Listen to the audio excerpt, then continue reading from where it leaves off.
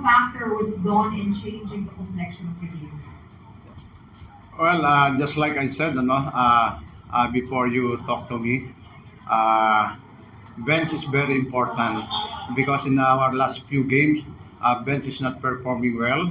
But with Don and Jericho, uh, at least nakatulong sila dito sa sa production ng mga points and that's what we're waiting for because when it comes to rotation the previously talagang very short kami, that's why uh, kinakapos kami sa dulo and then that's one thing na we want to arrest our low start pinag-uusapan namin yan but we have to understand that Meralco is coming off 11 days break before this game so we know na they are very energetic and that's what happened in the first quarter. Luckily, so yung sense of urgency ng team hindi nawala And then yun ang ini-expect ko dahil this game is really important for us Although important din for Meralco, but we need to win in order for us not to be eliminated dahil very close some teams the bottom four is trying to their best, especially Converge.